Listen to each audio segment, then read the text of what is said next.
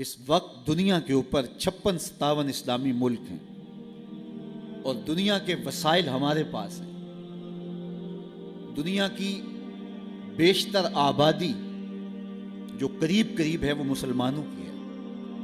हमारे पास अल्लाह ताला ने ज़रख़ेज़ ज़मीनें दी हैं, बहते दरिया बख्शे, हमें मादनियात से माला माल किया है, तेल के कुएं हमारे पास हैं, लेकिन इसके बावजूद आज हम दुनिया के ऊपर रुसवा हो रहे हैं। इतने वसाइल से माला माल उम्मत मुस्लिमा, और आज जिस तंग दस्ती, जिस ज़बूहाली, जिस पस्ती, जिस जिल्लत, जिस नुकबत और जिस रुसवाई का हमें सामना है, तो ये एक अजाब की सूरत है। जब मैं कहता हूं इलाही मेरा अहवाल देख, हुक्म होता है अपना नामाए आमाल। आज हमारे ऊपर अगर जालिम हुक्मरान मुसल्लत हैं तो हम अपने आप को देखें कि हम कहां खड़े। हम अल्लाह के दीन से रुख तो नहीं फेर चुके। हम कहते हैं हम दुनिया के ऊपर रुसवा क्यों हो रहे हैं। एक बेटी की बात हुई, नाहीद ने दैबल के साहल पे हज्जाज को पुकारा, वो अल्लाह के कहर की बिजली बन के कूदा। और आज कितनी बेटियां गैरों के नरगे में चीख रही हैं, है कोई उनकी फरियाद को सुनने वाला। बर्मा में क्या कुछ हुआ, फलस्तीन के रोते बिलकते बच्चे पूरी उम्मत को पुकार रहे हैं। 56-57 इस्लामी मुल्कों के हुक्मरान क्या बहरे हो गए हैं, उनके कान नहीं सुनते।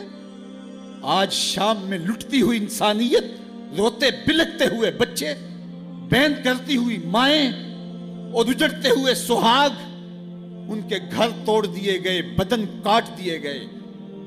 आज उनकी फरियाद को कोई पहुंचने वाला ही नहीं। तुमको आशुफ्ता मिजाजों की खबर से क्या काम, तुम सवारा करो बैठे हुए गेसू अपने। आज हुक्मरानों के चोंचले, उनके अंदाज, उनके तर्ज़े जिंदगी, और दूसरी जानब रोती हुई माएं और बिलकते हुए बच्चे। क्या ये वक्त भी सुम्मत पे आना था? ये हमारे गुनाहों की सजा है जो हम काट रहे हैं। जब मैं कहता हूं इलाही मेरे अहवाल देख, हुक्म होता है अपना नामाए आमाल देख, तो हम ये सजा काटेंगे। आज भी अगर हम कुरान से जुड़ जाएं, कुरान से वाबस्ता हो जाएं, हमारा मन भी रोशन हो और जिंदगी भी जन्नत बन जाए, जिंदगी भी नूर नूर हो जाए। और आज हमारे घरों में कुरान बंद पड़ा हुआ है, हमने उसके ऊपर गुलाफ चढ़ा के ऊपर ताक पे रख दिया। कभी कभी उठाते हैं और उसको झाड़ करके फिर वहां खुशबू लगा के रख देते हैं। कभी घरों में कुरान खुलता था, सुबहों का आगाज कुरान की तिलावत से हुआ करता था। आज सुबह का आगाज फेसबुक से होता है। कभी घरों से कुरान पढ़ने की आवाज आया करती थी, आज पॉप म्यूजिक की सदाएं सुनने को मिलती। फिर यही वजह हुई ना कि आज हर बंदा कहता है मेरे ऊपर किसी ने टूना कर दिया है, किसी ने जादू कर दिया है, बदरूहों का साया है, हमारे घर के ऊपर किसी ने जो है वो कुछ कर दिया हुआ है।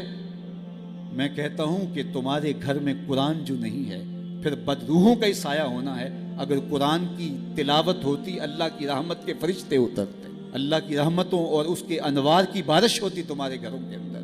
और फिर क्या होता है, भागते आमिलों के पास,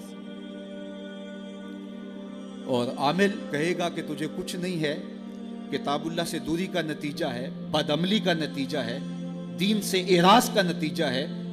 तो फिर उसका तो कारोबार वहीं ख़त्म हो गया। वो कहता है तू तो वक्त पे आ गया है, अगर 2 दिन लेट हो जाता तो ये तावीज़ तो चल जाने थे।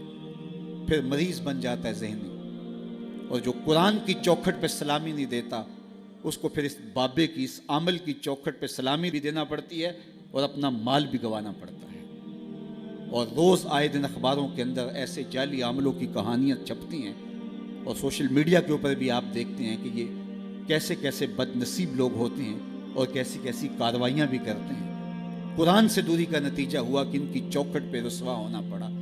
अगर घरों में कुरान की तिलावत का मामूल होता तो कुरान जिंदगी देता, कुरान रोशनी देता, कुरान बरकत उतारता, कुरान के दम से रहमत का नुज़ूल होता, रहमतों के फरिश्ते उतरते, घरों में चरागां होता, अंदर के रोग मिटते, बीमारियां खत्म होती, अल्लाह की कुर्बत नसीब होती, हुजूर के कलब से कुर्बत का नूर नसीब हो जाता। इस किताब से दूरी का नतीजा हुआ कि आज हम